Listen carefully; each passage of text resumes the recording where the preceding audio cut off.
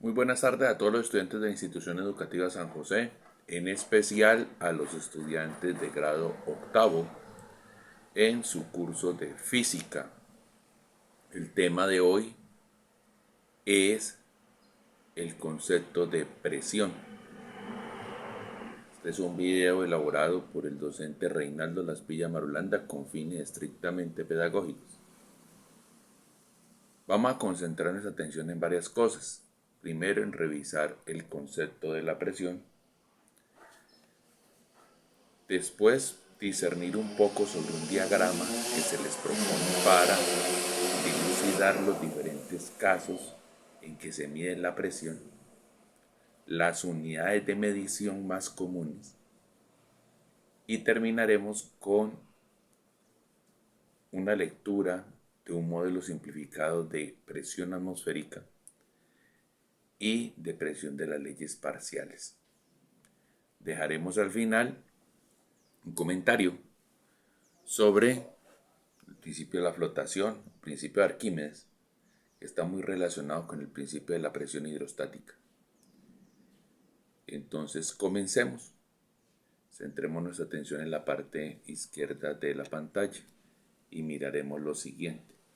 Permítanme hago una ampliación.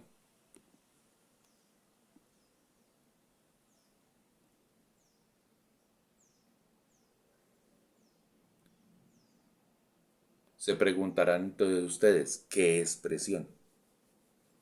Presión es la fuerza que ejerce cualquier sustancia contra una pared, contra un objeto que ejerza restricción para su libre movimiento o para que tome con libertad una forma. Entonces, como estamos hablando de superficies y estamos hablando de fuerzas, pues la presión se puede tener matemáticamente como el modelo de la relación entre la fuerza y el área. ¿El área de quién? De la superficie sobre la cual está impactando. Entonces ustedes verán que he hecho dos gráficas que están unidas por un signo igual. En la primera de ellas, a la izquierda, se observa un área rectangular allí de tamaño A, de área A, sobre la cual se está aplicando una fuerza F. Ese efecto se podría también lograr de la misma manera si cogiésemos ese área y lo partiéramos en múltiples pedacitos. Como pueden ver ustedes ahí en el gráfico, me tomé la libertad de partir ese mismo cuadro en 16 pedazos y que sobre cada uno de ellos actuase una pequeña fuerza P. Si yo sumo toda esa cantidad de fuerzas P que están regadas a lo largo de todas esas pequeñas cantidades de área, voy a conformar el área completa y por tanto lo que tendré reunido será la fuerza F. O sea que la sumatoria de todas esas pequeñas fuerzas P multiplicadas por cada una de esas áreas pequeñas que se encuentran allí, lo que vamos a tener es la fuerza. Entonces, esas fuerzas P pequeñas son la presión. Nunca vamos a poder ejercer una fuerza sobre un solo punto del espacio. Eso es una condición ideal que no se puede cumplir. Siempre habrá una superficie sobre la cual se está impactando. Alguno podrá decir, ay, pero si yo me chuzo con una aguja, me está tocando solo en un punto. No. Si nos vamos a la parte microscópica y hacemos una ampliación, pues encontraremos que esa aguja no termina completamente en punta para señalar un solo lugar en el espacio. No, termina con una cierta forma cóncava que lleva a que se impacte un cierto tamaño de superficie, así sea muy pequeña. Y entonces, ¿qué podríamos pasar? Ah, bueno, ¿quién resiste más? ¿Un área grande o un área pequeña? Entonces, pues un área grande puede soportar una fuerza grande, pero un área pequeña solo puede soportar una pequeña fuerza. Ese es el principio que utilizamos para que nos puedan colocar inyecciones. Nuestra piel tiene una cierta resistencia a ser penetrada por algún objeto. Y pues nunca hemos visto que un enfermero o un doctor pues tome una fuerza excesiva para poder atravesar la piel y colocarnos una inyección subcutánea o intramuscular si es del caso. No, aplica una pequeña fuerza y la aguja logra entrar. ¿Por qué? Porque esa pequeña fuerza está actuando sobre un pequeño área. Pero si nos consiguieran una aguja grandísima, no sé, como si fuera un tubo de un lapicero, y pretendiesen atravesarnos la pared de la piel con eso, pues habría que aplicar mucha fuerza para que se entienda el concepto de presión. Y siempre será una característica que va a quedar sumada a una sustancia. La sustancia ejerce una fuerza contra la superficie que la pretende contener. Bueno, teniendo eso en cuenta, ¿en dónde hemos visto ejercicios de presión o fenómenos asociados a la presión? Todos conocemos una olla pitadora. Y entonces una olla pitadora es un ejercicio de alta presión, porque cuando el agua que ha estado líquida pasa a través del calor a estado de vapor, el vapor pretende ocupar un volumen más grande que el que la olla le puede proporcionar. Y muestra su rebeldía haciendo fuerza contra las paredes. Y es tal esa fuerza que si no hubiésemos puesto bien la tapa de la olla, ajustada de la manera correcta, el contenido que se encuentra adentro podría terminar afuera. Podría terminar nuestra olla pitadora en el techo de la cocina. Es un accidente muy común. Y por ello es que a las ollas pitadoras, para aquellas personas que no saben manejarlas con precaución, pues ahora vienen con múltiples válvulas de desahogo para ir rebajando la presión. Viene también con múltiples palancas o una secuencia que no permita que esa olla se pueda abrir hasta que la presión no se asegura. ¿Y cuándo será que la presión dentro de la olla será segura para poderla abrir? Cuando se iguale con la presión del exterior. Entonces, allí, cuando tapamos la olla, cuando en un comienzo echamos los ingredientes, cerramos la olla, la presión que hay dentro de la olla es la misma presión que hay afuera, ejercida por la atmósfera y que vamos a terminar llamando presión atmosférica. Y esa parte de ese aire ingresó a la olla. Pero a medida que vamos empezando a calentar, va sucediendo que unas partículas tempranas del agua que estaba allí empiezan a pasar a estado de vapor y empiezan a decirle al aire: señor aire, este espacio está reservado para nosotros, el vapor de agua, no para usted, señor aire, usted debe salir de acá. Y ese es el ruidito común que le escuchamos a la olla pitadora. Cuando el aire está saliendo para cederle el espacio al vapor. Llega un momento donde ya no suena. Hasta que llega un momento donde sentimos muchos ruidos al interior de la olla y llega y sucede lo que comúnmente llamamos el disparo de la válvula y sale una gran cantidad de vapor. ¿Hasta cuándo sale vapor? Hasta que se iguale la presión de la olla con el exterior. Porque el mecanismo por el cual el fluido que estaba dentro terminó afuera era porque existía una diferencia de presión y siempre se va a mover de donde esté la presión alta hacia donde esté la presión baja.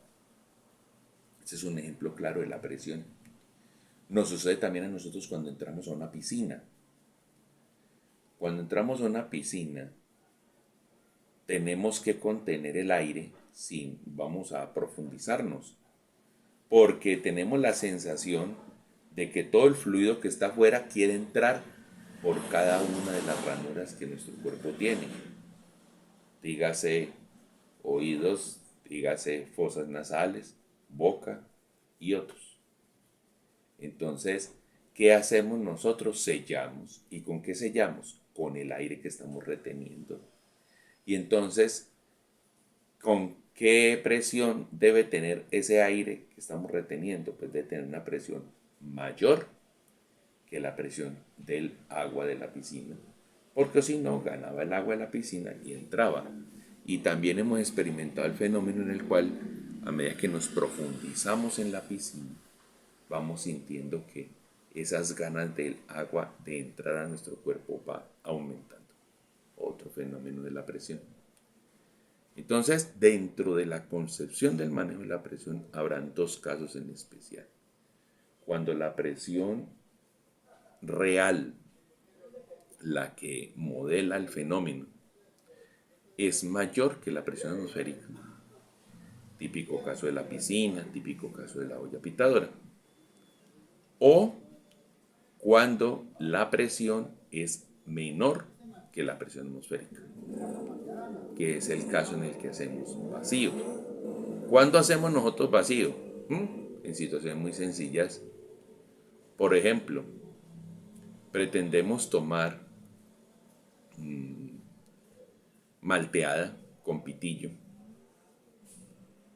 y resulta de que ya se nos está acabando la malteada y tenemos que hacer siempre el ejercicio de tratar de que la malteada suba por el pitillo y llegue hasta nuestra boca. La única forma de lograr eso, siendo que al estar muy poca cantidad de malteada dentro del vaso, su presión se está acercando a la presión atmosférica, es que nosotros hayamos hecho en nuestra boca una presión inferior a la presión atmosférica, es decir, un vacío. ¿Y qué es un vacío? Sacar el aire del sitio donde estamos. Entonces, cuando nosotros absorbemos con el pitillo, es que estamos sacando el aire del pitillo. Y como no, y como bajo una teoría que se llama la teoría del continuo, no puede haber un espacio sin presencia de materia. Entonces, si sacamos el aire, pues ese espacio tiene que venir a ser ocupado por el líquido de la malteada. Y la malteada llega a nosotros. Y si lo analizamos de esa manera, entonces el ejercicio de la respiración en el humano tiene los dos casos. Recordemos que el ejercicio de la respiración tiene una inhalación y una exhalación. Inhalar, ¿qué inhalamos? Inhalamos aire buscando captar oxígeno que ingrese a nuestro cuerpo, que termine en los pulmones y que a través de los pulmones pase al tracto sanguíneo para ser transportada hacia los diversos niveles celulares del cuerpo, cuando lo impulsa el corazón a esa sangre. Y buscamos expulsar a través de la exhalación el CO2 que la sangre recoge de la actividad celular en todas las partes del cuerpo y que llega y es depositada en pulmones y de los pulmones pasa al sistema aéreo y lo exhalamos. O sea que cuando hacemos esto, es que estamos generando una presión menor que la atmosférica dentro de nuestro cuerpo para que el aire que se encuentra afuera penetre al cuerpo. Y cuando hacemos esto en el segundo movimiento, en la exhalación, nosotros necesitamos que lo que está dentro de nuestro cuerpo salga. Y la única forma de que salga es que su presión sea mayor que la presión atmosférica. Entonces tenemos esos dos casos. En nuestro cuerpo vivimos los dos casos. Veámoslos en detalle en esta gráfica que he diseñado para ustedes.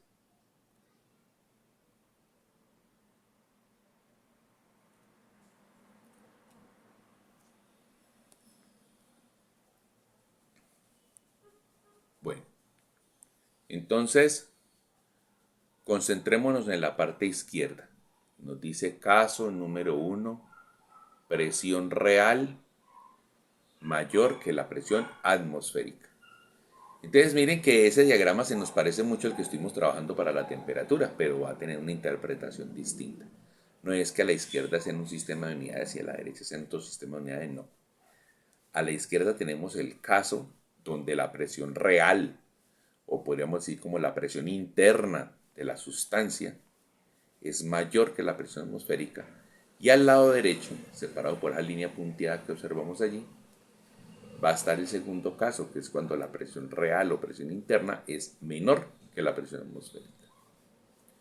Entonces, fácilmente podemos observar que en el diagrama de la izquierda tenemos tres flechas. La primera de ellas nos está marcando la presión atmosférica. ¿Y qué va a ser para nosotros la presión atmosférica? Dentro de un modelo simplificado, es pensar que sobre nuestros hombros tenemos una cantidad de aire que va desde donde estamos, a la altura donde nos encontremos, hasta el límite atmosférico. Entonces el peso de ese aire sobre nuestros hombros lo hemos de llamar la presión atmosférica. ¿Que es la misma en todas partes? No, porque va a depender de cuánta distancia haya desde el sitio donde estamos hasta el límite atmosférico. Por ahora concentrémonos en este. Entonces tenemos que aquí aparece la flecha de la presión atmosférica. Bueno, pero como ese es el caso donde la presión real es mayor que la presión atmosférica, entonces debe existir una presión relativa. Y recordemos que cuando hablamos de relativo es relacionado con algo. Entonces es una medida que empieza a tomarse a partir del valor de la presión atmosférica. Entonces, si sumamos estas dos flechas, pues vamos a obtener la flecha que está aquí, a la que hemos llamado la presión real o presión interna. Esa presión relativa la llamamos comúnmente por el nombre del aparato diseñado para poder tomar esa medida. El aparato se llama el manómetro. O sea que el manómetro no me lee la presión real de una sustancia, no me lee la diferencia que hay entre la presión real y la presión atmosférica. Miren que la presión atmosférica llega apenas hasta acá, hasta esta línea horizontal. Y para completar la presión real debo llegar hasta acá. Entonces, la presión manométrica, ¿qué me hace? Me hace la diferencia entre los dos. O sea que siempre un manómetro va a leer la diferencia de presiones. ¿Y dónde vemos nosotros un manómetro? De lo más común del mundo. Vamos al montallante y le decimos al señor del montallante, vea, hágame un favor, calíbreme las llantas. ¿Qué aparato saca el señor? Saca un manómetro. Y él lo que hace es colocarlo en la válvula de la llanta y lo que se va a establecer allí es la diferencia que hay entre la presión del aire adentro de la llanta contra la presión atmosférica. O sea, afuera hay aire y adentro también hay aire. ¿Cuál es la diferencia entre los dos? Que el de adentro está a más presión que el de afuera. Y al estar a más presión es lo que garantiza la forma de la llanta. Bueno, entonces ahí tenemos ese caso. El caso al frente viene siendo el caso número 2, donde la presión real es menor que la presión atmosférica. Y miremos que el gráfico nos lo quiere indicar. ¿Por qué? Porque me está diciendo que vea que la presión atmosférica es todo esto, pero la presión real apenas es este pedazo.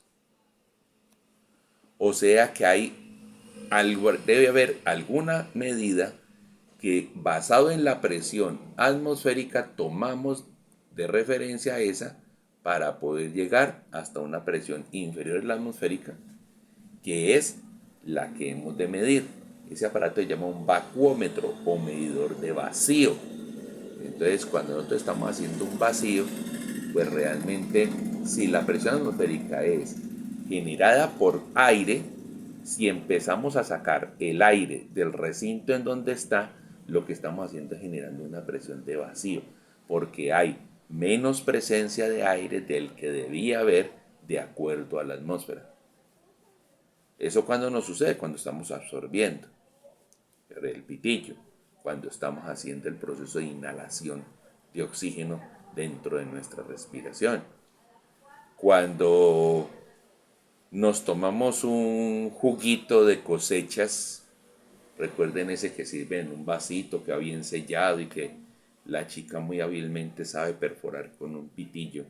Y cuando ya se nos acaba el juguito y seguimos absorbiendo, ¿qué pasa con el vasito? El vasito se estripa, colapsa. Es decir, en vez de explotar, implota. Y en ese momento es cuando nosotros hicimos un vacío. ¿Por qué? Porque la presión de afuera le ganó a la presión de adentro. Entonces miremos cuáles son los actores que participan para lograr esta presión real. Entonces tengo una presión atmosférica y a esa le debo restar una presión de vacío. Entonces esas son las dos fórmulas fundamentales que vamos a trabajar en la presión y las tenemos anotadas acá. De acuerdo entonces al primer caso, ¿qué me dice? Me dice, mire, presión real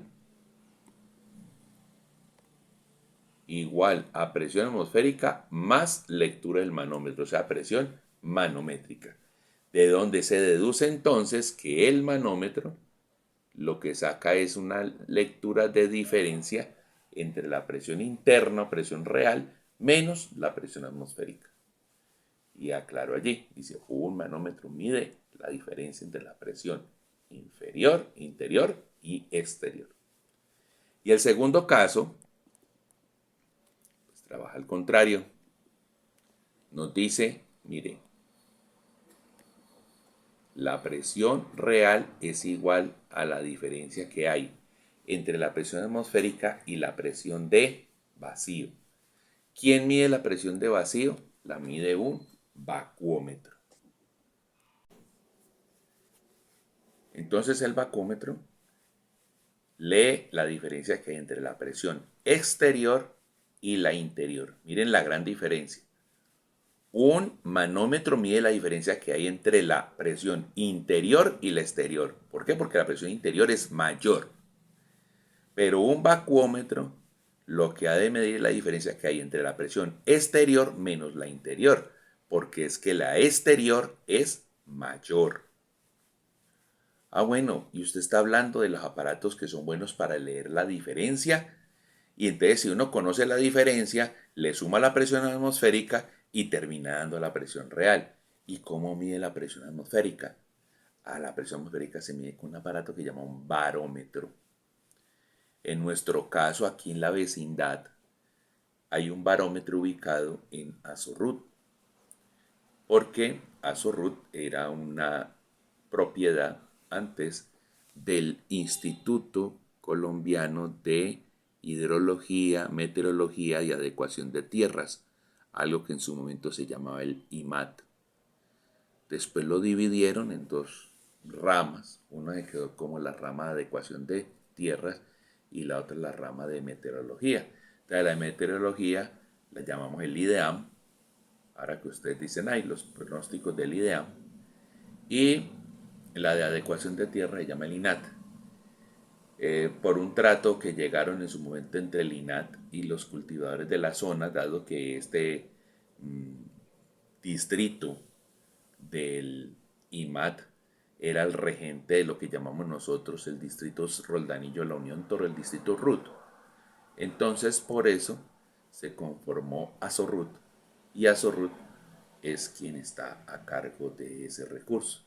Y allí está el barómetro. Cualquiera puede hacerle seguimiento a las presiones atmosféricas que se registran en la Unión. Ya veremos entonces que el modelo simplificado que vamos a trabajar nos indica que esa presión atmosférica la vamos a tomar a partir de la altura con respecto al nivel del mar. y miremos de una vez ese detalle. Vamos a mover un poco la pantalla para que lo veamos. Bueno. Entonces, voy a hacer un dibujo del terreno.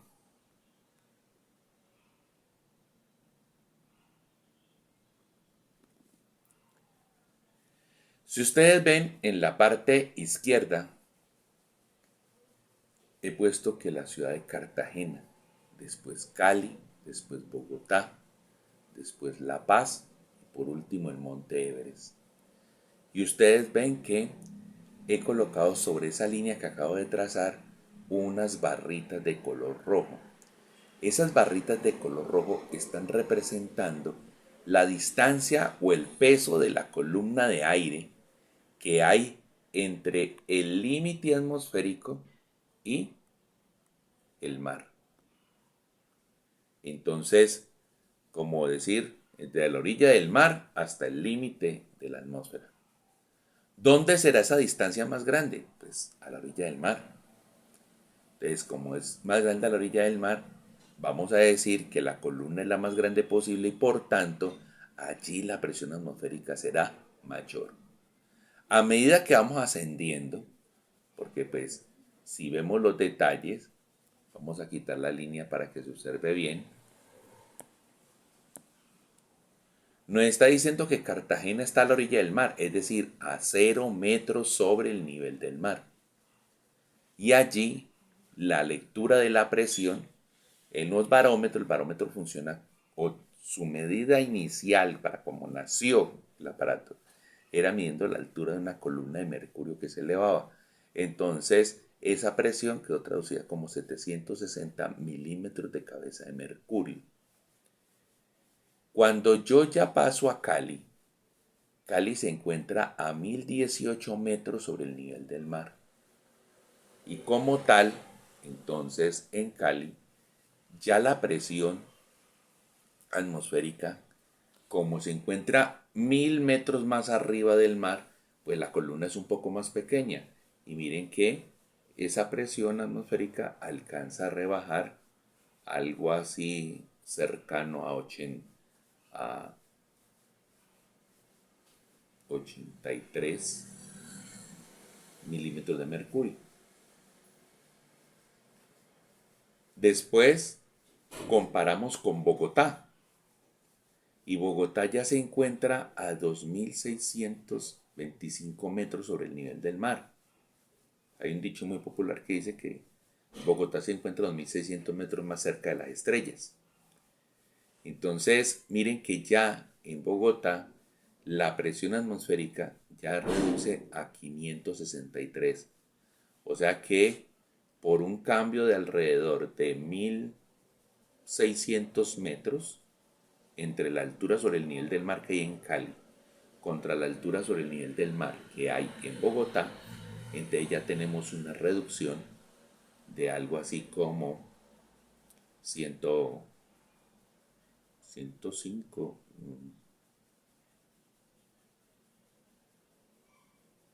casi 115 milímetros de mercurio.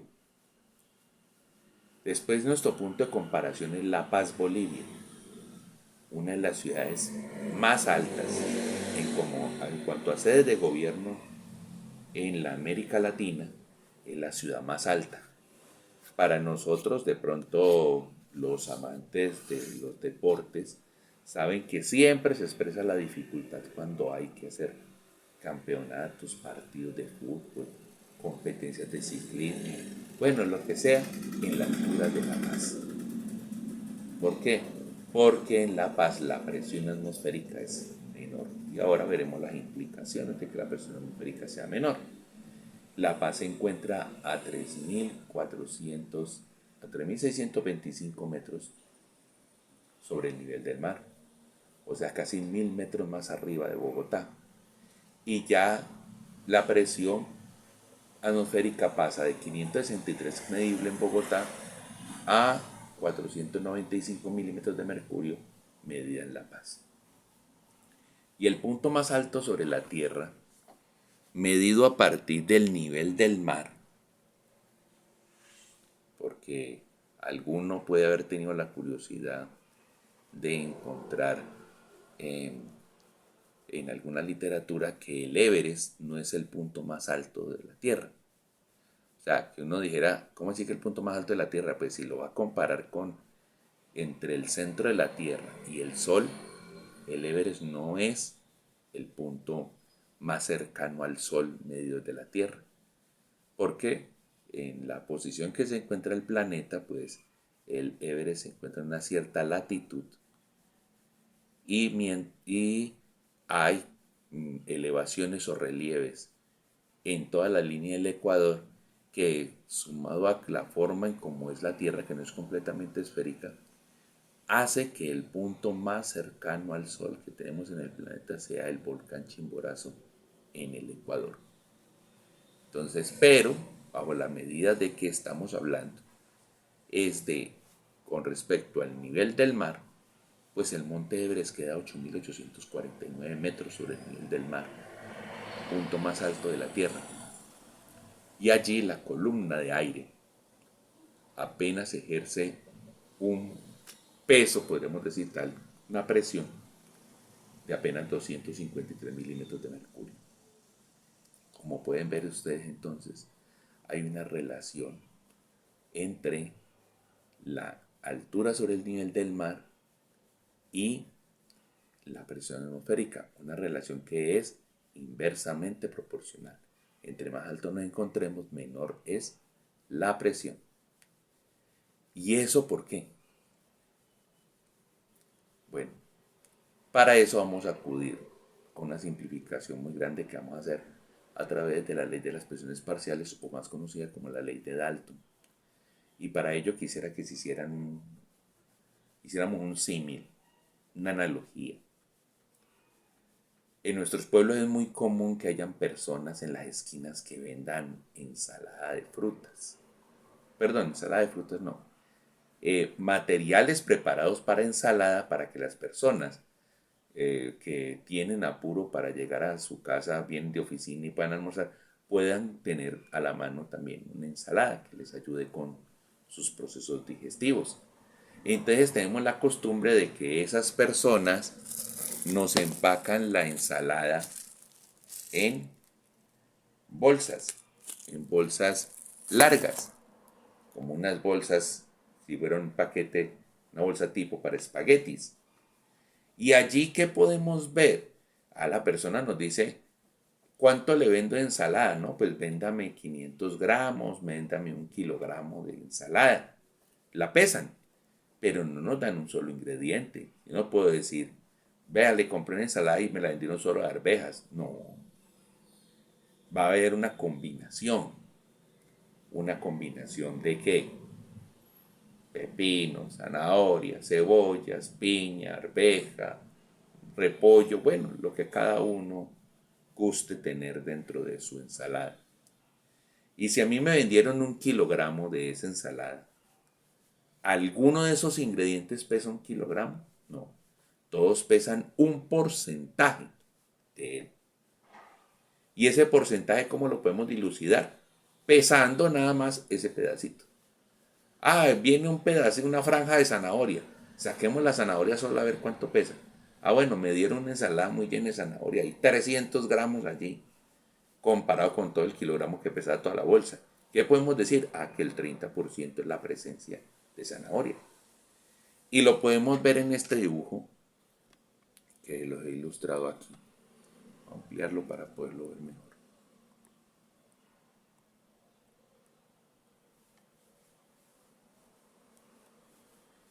Entonces, como les decía, yo saco esa bolsada y en esa bolsada puedo ver cada uno de los ingredientes y atribuir de qué fue lo que más me vendieron, porque yo podría decir, bueno, si saco este pedazo pesa tanto, y saco este pedazo pesa tanto, y saco los porcentajes. Eso mismo va a pasar con el aire. Si yo cojo una bolsada y la recojo y la encierro en una bolsa de esas, y la pusiese sobre una báscula, una balanza para aire, yo no quisiera medir el peso, porque sería muy poco. quiero medir las presiones. Entonces me invento como un aparatico que llame balanza de presiones. Si yo coloco toda la bolsa ahí, entonces la balanza de presiones me tendría que dar ¿cuál dato? La presión atmosférica. Pero resulta que sabemos que el aire está compuesto de múltiples sustancias. Entonces las he querido representar haciéndole diferentes dibujitos acá. Mire que aquí hay una porción de algo, de otra cosa, de otra cosa, de otra cosa, de otra cosa. Y mire que estoy como los dibujé de manera distinta para que asumiéramos que son sustancias distintas. ¿Qué composición puede tener el aire? No vamos a cifrarnos a decir, no, el aire es solo nitrógeno y oxígeno. El aire tiene múltiple cantidad de componentes, pero hay unos que predominan, claro, hay unos que predominan. Entonces, a nosotros para este estudio, los que más nos van a importar son la presencia de vapor de agua dentro del aire y la presencia de oxígeno. ¿Y por qué quiero hablar del de oxígeno? Porque es que el oxígeno, como siempre, el oxígeno anda en su presentación diatómica. Si buscamos en una tabla periódica, pues el O2, así juntico, pesaría 32.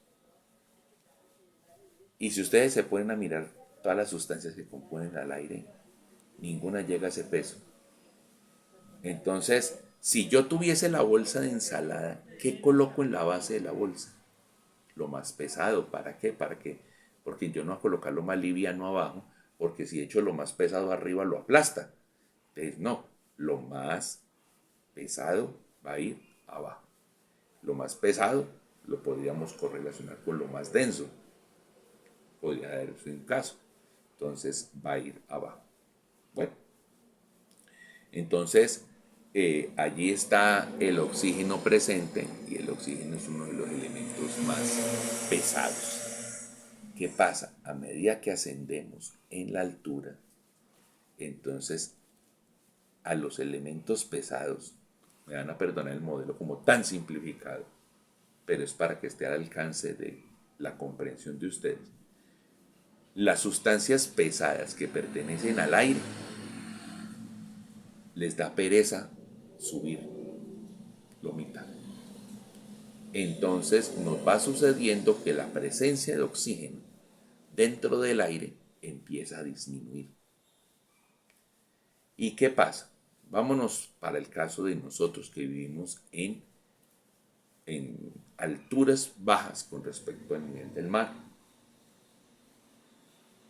Nos hemos acostumbrado a nuestro aparato respiratorio a que sea capaz de inhalar la suficiente cantidad de aire que traiga consigo el oxígeno necesario para satisfacer nuestras necesidades celulares y poder exhalar el CO2.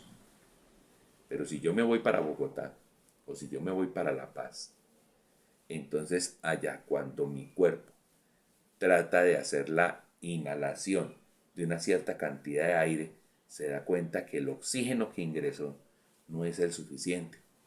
Entonces le quedan solo dos opciones. O disminuye por completo la actividad física para que haya menos consumo, menos solicitud de oxígeno y basado en el poco que está entrando en el aire, pues menor consumo. O que mi cuerpo empiece a trabajar más rápido, o sea, yo inhalar y exhalar más rápido, inhalar y exhalar más rápido, para que por frecuencia, aumentando la frecuencia de la respiración, yo supuestamente logre ingresar mayor cantidad de oxígeno. Pues para poder que mi cuerpo esté funcionando de esa manera, necesita energía. Entonces la energía que poseo se va a consumir más rápido y me voy a cansar más rápido. Que eso es lo que nos sucede cuando nos dicen, ay, a tal persona le dio mal de montaña, o llamado popularmente soroche. Y entonces, ay, pero es que se marea, ay, qué tal cosa, ay, que dice que no puede respirar. O miren, vea, se adormeció, porque todos son deficiencias de oxígeno. Pero ¿qué le pasa a la persona que su cuerpo está acostumbrado a respirar a alturas? Pues cuando está en alturas bajas, no tiene ningún problema para respirar. Antes tiene una ventilación excesiva. que ayuda a que haya siempre buen surtido de oxígeno para su cuerpo. Por ello es que a los equipos de fútbol colombianos se les da tan duro jugar contra los equipos bolivianos. Porque cuando tienen que ir a visitar allá a La Paz, a Oruro, que es más alto que La Paz, o al Alto, que es donde queda el aeropuerto, eh, los jugadores colombianos se ponen que no pueden correr y no pueden expresar sus mejores virtudes técnicas, porque es que no tienen la alimentación de oxígeno adecuada a su cuerpo. Y en cambio se encartan con esos jugadores bolivianos, o esos equipos bolivianos cuando vienen por acá, porque esos tipos corren y corren y corren y corren. ¿Por qué? Pues porque para ellos están acostumbrados a tener su desarrollo motriz y su metabolismo a funcionar con mucho menos cantidad de oxígeno que lo de antes. Entonces, como era mucho menos de lo de antes, pues ahora tienen mucho surtido y hasta pueden sufrir una hiperventilación, que para algunos es contraproducente.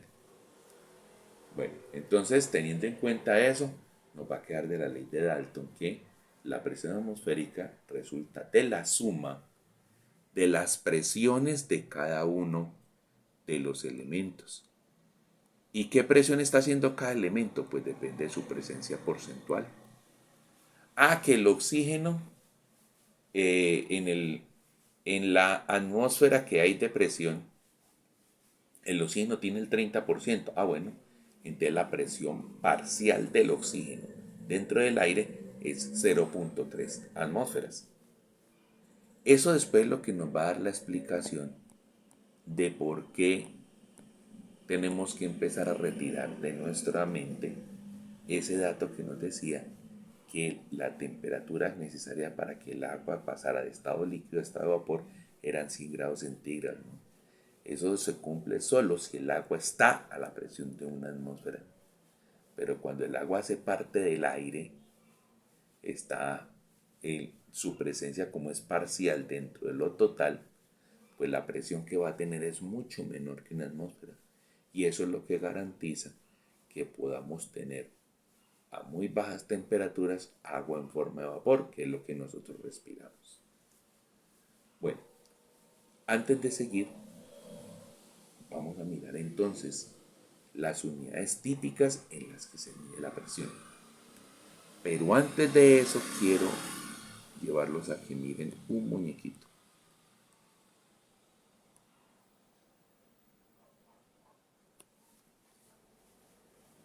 Vamos a hacer de cuenta que tenemos una manguera por la cual está circulando un fluido, entra y sale. Pero la manguera tiene un rotico. Es típico para nosotros que cuando una manguera nos rompe, pues por ahí hay un escape. Y si el escape lo direccionamos hacia arriba, pues lo que vemos es que el agua sube y forma una columna. Entonces, esa fue una de las medidas más comunes para tomar la presión de un fluido, generando un pequeño rotico en una tubería para que así se pudiese ver qué tan alto llegaba la sustancia y establecerlo como parámetro de la presión. Por eso es que vamos a encontrar medidas que nos digan metros de cabeza de agua. ¿Cómo así que metros de cabeza de agua? Pues la distancia que hay entre el roto y el sitio hasta donde llegó el agua. Se llama metros de cabeza de agua. O si lo hicieron con mercurio, pues entonces milímetros de cabeza de mercurio. O pulgadas de cabeza de mercurio. O pulgadas de cabeza de agua. Eso da lo mismo con una sustancia o con la otra. No. El agua es 13 veces menos densa que el mercurio. Por tanto, el mercurio es el que va a dar mayor problema para poderse elevar.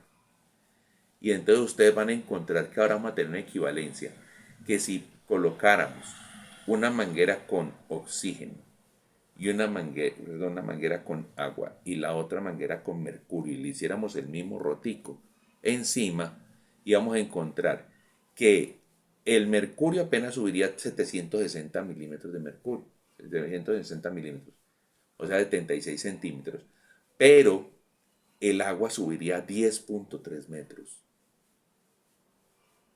10.3 metros. Vamos a mirar entonces esas equivalencias en esas unidades para la presión. Entonces vamos a desplazarnos un poco aquí en la pantalla. Entonces nos dice, unidades para la medición de la presión.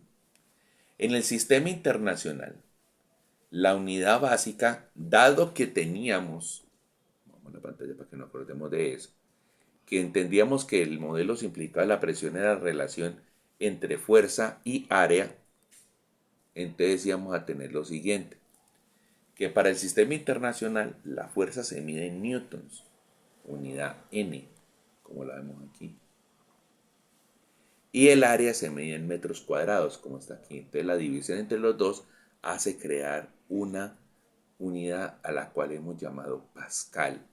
¿Y por qué se llama Pascal? En honor a Blaise Pascal, el promulgador de la ley de la presión hidrostática, que nos dice en cortas palabras que cuando tenemos un fluido confinado, la presión que él ejerce contra las paredes del recipiente que les contiene es igual en todas las direcciones. Entonces a ese lo llamamos Pascal. En el sistema inglés, como la fuerza se mide en libras fuerza y el área se puede medir en pulgadas cuadradas, entonces aparece la unidad de presión llamada libras por pulgada al cuadrado o pound al square inch, que sus siglas son tan conocidas para nosotros que dicen PSI. Cuando vamos al montallantas, el señor nos pregunta, ¿cuántas libras le ponemos? Y no es que le estén echando peso de aire, no. Es de acuerdo a esa medida de la presión. La persona no debería decir libras, debería decir cuántas libras por pulgada al cuadrado le colocamos, ¿no? Entonces, vemos que, por ejemplo, en los camiones les colocan unas calcomanías en cada uno de los guardabarros diciendo cuánto es la presión máxima que debe tener la llanta al inflarse. Entonces dice 80 psi, 60 psi, 35 psi. Y algunos dirán, hola, a mí sí me causa curiosidad eso, porque una llanta, por ejemplo, de una bicicleta, dice que la presión de inflado debe ser 55 psi, mientras la llanta de un automóvil apenas 30 psi. Y una llanta de un automóvil le cabe mucho más aire que una llanta de una bicicleta, sí, porque es que no estamos midiendo la masa, ni la estamos relacionando con el volumen, no estamos midiendo la fuerza que ese aire ha de hacer al interior de la llanta. Entonces, por eso es que podemos explicar que la presión del aire dentro de la llanta de un carro sea menor que la presión del aire dentro de la llanta de una bicicleta. PSI. Bueno, en el sistema internacional tendríamos medidas alternativas. Entonces ustedes ven ahí la HPA. Recordemos que la H mayúscula significa hecto, entonces sería hectopascal. Después aparece KPA. Sabemos que PA es pascal, entonces la K significa kilo, kilopascal. Después aparece la M, de MPA, megapascal. Después aparece otra unidad que no está alineada con las siglas que nosotros traemos desde nuestra tabla de potencias de 10, que hay una que está ligada con la 10 a la 5 pascales y a esa la llamamos popularmente el bar. Y del bar a veces se tienen que tomar medidas muy pequeñas, entonces nos habla de M-bar, o sea, milibar. También existen las unidades de metro de cabeza de agua, milímetros de mercurio, kilogramos sobre centímetro cuadrado o gigapascal. Entonces todas esas las tenemos en esta parte. Mira. Y si nos vamos al sistema inglés, de pronto en el sistema inglés pues hay un poquito más de restricción por la variedad de unidades. Entonces tendríamos, aparte de las PSI, tendríamos pulgadas de mercurio, pie de cabeza de agua o pulgadas de cabeza de agua. Bueno, basado en la medición de la presión atmosférica, entonces se creó que cuando se midió la presión atmosférica a la orilla del mar, o sea, 0 metros sobre el nivel del mar, se tomó como referente completo y a esa unidad se le llamó unidad atmósfera.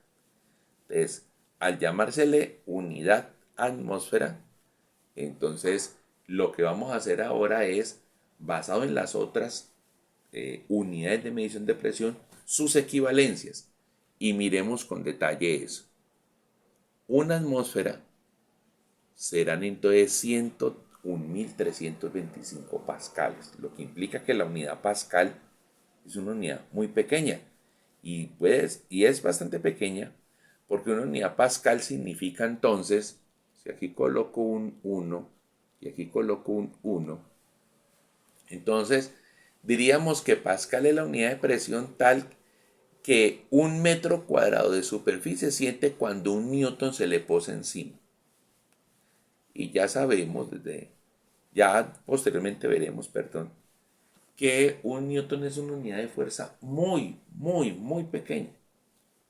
Es más o menos la fuerza que hacemos sosteniendo un frasco de remedios. Este frasquito de la tinta estuviese lleno. La fuerza que tendríamos que hacer para sostener este tarrito es un newton, es una fuerza muy, muy pequeña. Y miren que el espacio que está ocupando es apenas este circulito. Ahorita pensemos que este espacio fuera todo un metro cuadrado, a ver en cuánto en esas fuercitas que se dividen en pedacitos, si esa sensación es muy fuerte. No, es una sensación muy liviana. Por eso es que una atmósfera es igual a 101.325 pascales. Como el bar es 10 a la 5, corremos 5 lugares la coma, miren, y se nos genera una segunda unidad y ya dice que una atmósfera es lo mismo que 1.01325 bar.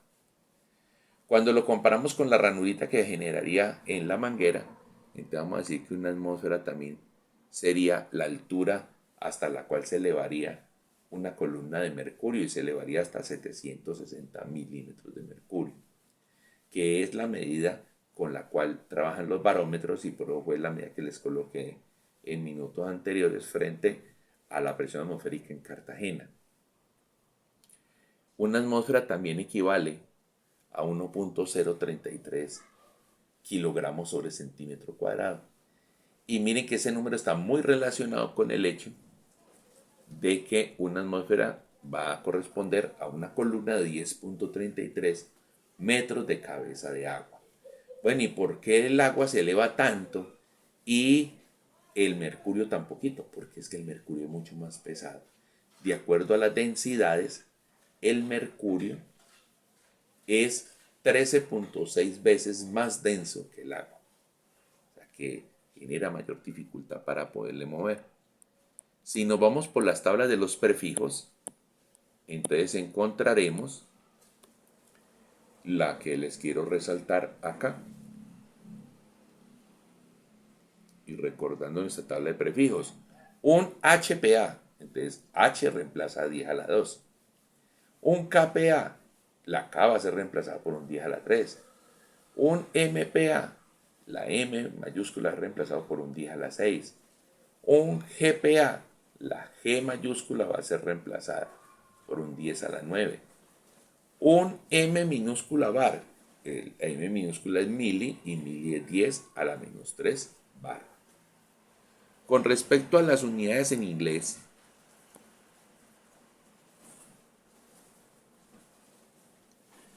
entonces iremos a decir, la principal, una atmósfera es lo mismo que 14.69 libras por pulgada al cuadrado, o sea, PSI.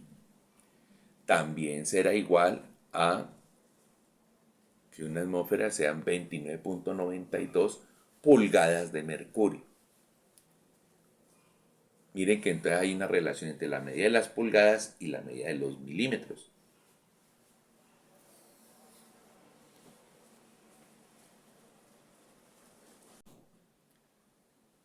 También podríamos decir de que una atmósfera equivale a 406.8 pulgadas de cabeza de agua.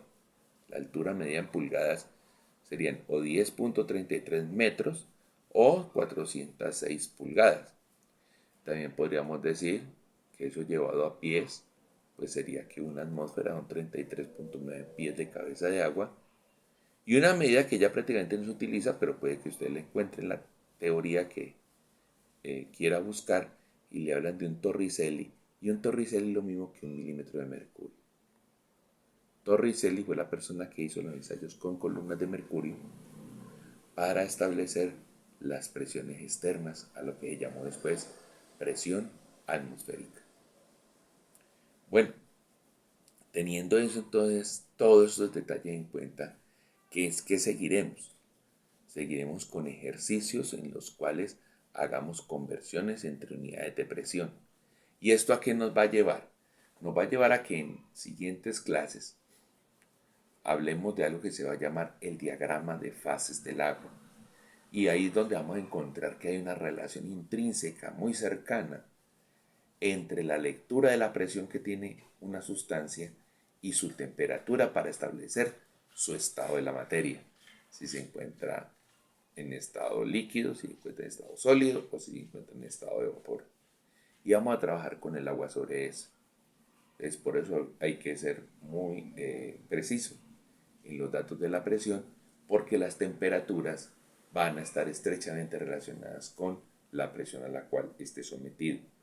Adelantando un poco al tema, de ahí es donde vamos a sacar la justificación por la cual yo puedo tener agua en estado gaseoso, o sea, como vapor de agua, a 20 grados centígrados, pero también puedo tener agua líquida que no se haya evaporado a 250 grados centígrados de temperatura.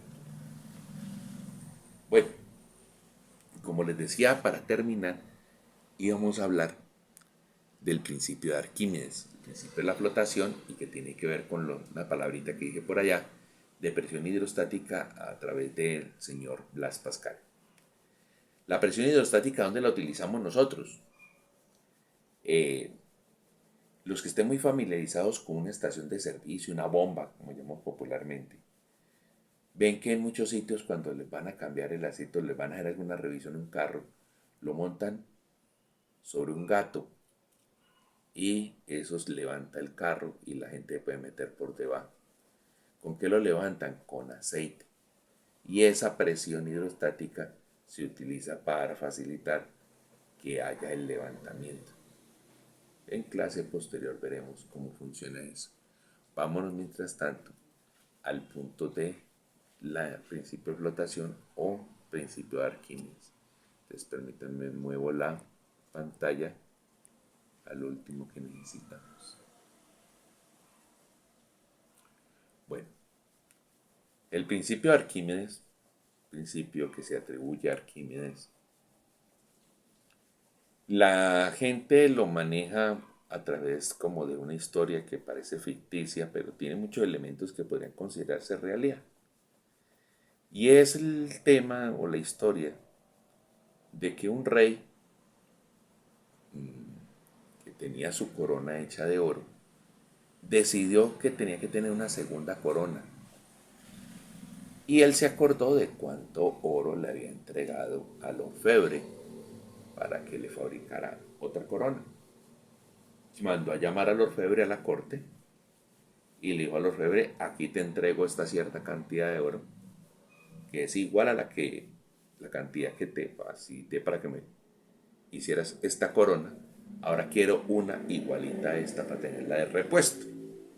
Como le decía. Cuando el orfebre se fue, alguien le dijo al oído al rey: rey, lo van a tumbar. Ese man tiene fama de ladrón. No, ¿y por qué me va a tumbar si yo le entregué la misma cantidad de oro? Aquí tiene que aparecer con una corona igualita. Pero pues todos sabemos de que la corona hubiera podido ser hecha con cavidades. Y esas cavidades rellenarlas con otro tipo de materiales que sustituyeran por peso al oro, y el rey pues quedara complacido porque no se iba a poner a desarmar la corona fácilmente, así, ¿no? Y al rey le quedó dando eso vueltas en la cabeza: cómo será una forma en que yo me pudiera dar cuenta si este no me está tumbando, ¿no? Y pasó y por ahí se encontró un desocupado que se llama Arquímedes. Yo les digo así a los grandes pensadores y calculistas de la antigüedad, porque o pareciera como si no tuvieran familia, como que no tenían obligaciones, de dónde sacaban tiempo para generar ideas tan brillantes. Entonces yo por eso les digo que los vagos. Entonces llamo a Arquímedes y le digo, Arquímedes, vea, yo sí necesito pues que me haga esa vuelta, a ver cómo comprobamos que ese man, disimuladamente que ese man me tumbó o no me haya tumbado. Porque pues donde me haya tumbado yo me cobro esa vida, pues. Arquímedes fue para la casa todo inquieto. Y cuando se fue para la casa, pues digo, con este polver, este calor tan berraco, era, pégame una bañadita. Y él bañaba en ponchera, pues, él bañaba en su bañera. Y él se daba cuenta que a medida que él metía el cuerpo entre la bañera, el agua se botaba por los lados. Y cuando él se salía, el nivel bajaba. Y cuando se volvía a meter a la bañera, el nivel del agua subía. Creo que todos podemos recordar de nuestra época infantiles cuando nos bañaban en ponchera y tener como esa experiencia. Entonces él se puso a pensar y miraba, si me profundizo más, más agua se sale, si me profundizo menos, menos agua se sale. Esto es. Y a eso es a lo que le atribuye la palabra eureka, porque traduce desde el griego lo encontré. Entonces, ¿qué dijo Arquímedes? Arquímedes le dijo, vea rey, vamos a hacer lo siguiente. Me va a traer usted una ponchera llenita de agua. Vamos a meter la corona suya y vamos a mirar cuánta agua de bota. Vamos a recoger ese agua y la vamos a pesar. Cuando ese man traiga la corona, entonces vamos a hacer la misma prueba. Y en la cantidad de agua que se botó con la corona real es la misma que se tiene que botar con la corona nueva. O si no, ahí hay algo raro. Si es que el hombre lo tumbó, lo que tiene que pasar es que no se va a botar tanta agua.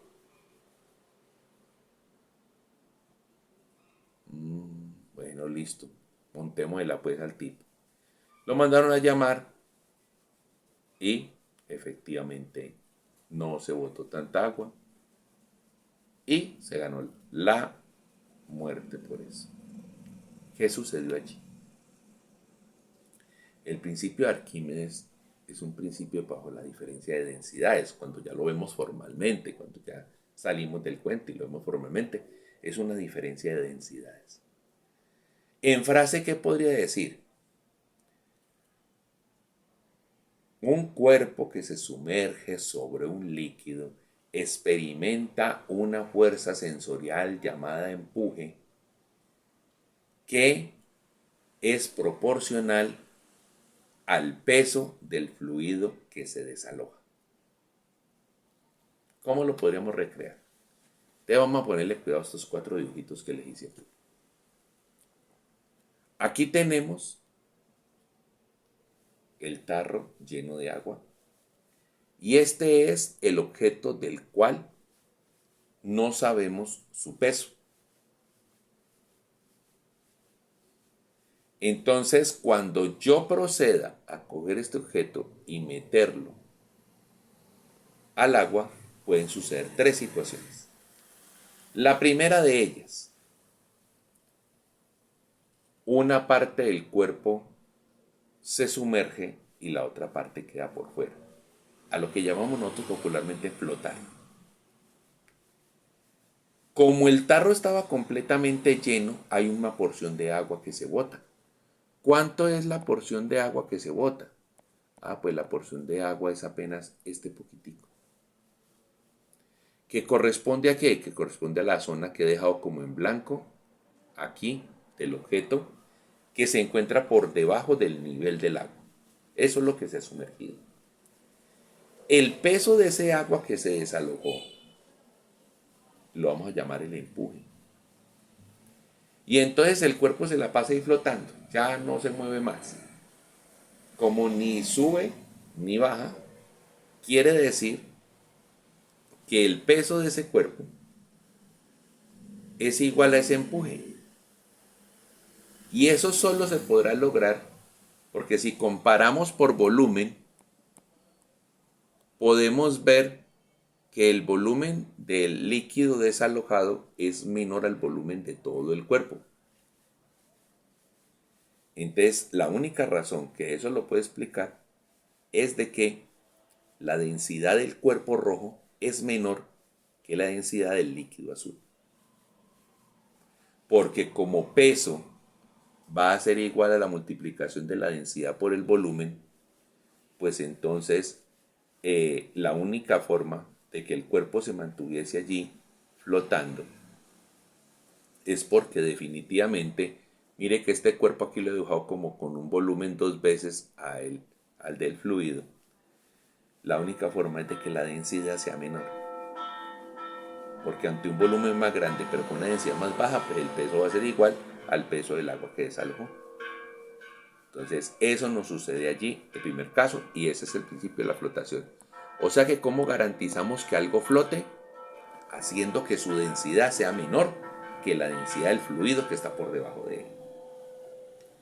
Oiga, a mí me causa la inquietud por qué flota un crucero. Si eso es metal y el metal se hunde en el agua. Sí, pero es que el crucero es un cascarón.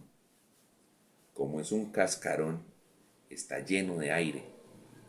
Y entonces el aire es muy poco denso frente a la densidad del agua salada. Entonces cuando se junta ponderadamente la densidad de el, la densidad del metal del barco con el aire y se hace una ponderación, la densidad ponderada termina siendo menor que la densidad del agua salada y por eso se mantiene a flote. Ah, que cogiéramos el barco y lo hiciéramos más compacto, que no le quede tanto aire metido. Ah, pues se hunde de una. Se hunde de una.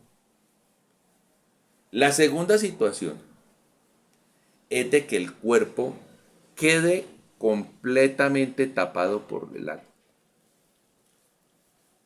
Entonces, ¿cuánto ya es el fluido que botó? Ah, pues miren, este volumen. Donde este volumen es igual al volumen del cuerpo que está sumergido.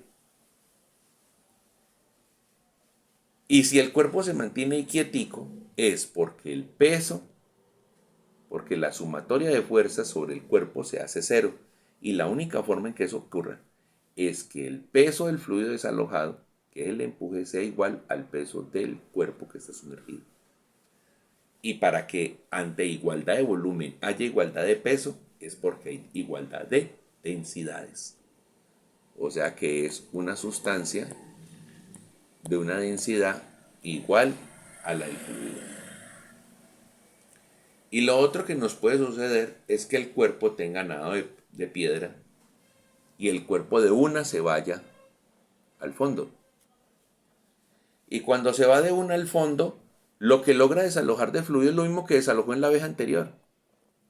O sea, de que el empuje no va creciendo de manera infinita, no. No. Ya como todo el volumen del cuerpo quedó por debajo de la línea de flotación del líquido, entonces, pues ya se botó todo lo que se iba a botar. Y ese es el máximo empuje. Y lo he querido representar con el tamaño de las flechas. Miren que la flecha del peso es más grande que la flecha del empuje. Y como ahí, al sumar esos dos vectores, va a ganar el vector rojo, el cuerpo se hunde. Venga, profesor, ¿y entonces cómo funciona un submarino? Porque al submarino no le pueden estar cambiando el peso.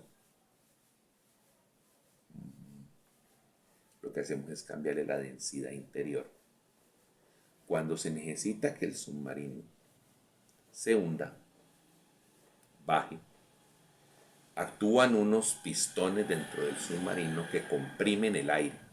Al comprimir el aire hacen que ese aire aumente de densidad y se empiece a acercar a la densidad del metal y por eso el submarino empieza a bajar. Y cuando necesitamos que el submarino suba, esos pistones relajan al aire, el aire empieza a perder densidad y al perder esa densidad, entonces la densidad ponderada de todo el aparato termina siendo menor que la densidad del agua que está por fuera y por eso el cuerpo flota, empieza a ascender. Entonces hay una relación directa entre esa compresión y descompresión contra el nivel de profundidad en el que queremos tener al submarino. Antes se utilizaba otro método, era el método del lastre. Entonces en el método del lastre era, yo necesito que se hunda, recoja agua, necesito que flote, bote el agua, pero eso implicaba un gasto muy grande de energía del submarino, más un gasto del espacio del submarino. Entonces, este control trabaja de mejor forma modificando al aire. Entonces, espero que esta introducción a la temática de la presión nos sirva para llegar muy bien entrenados a ejercicios de conversión, a ejercicios de presión hidrostática, a ejercicios de empuje, y que desde allí podamos dar el salto al estudio del diagrama de fases del agua y termodinámica. Repasen por favor y tengan muy presente todas sus anotaciones para la próxima clase.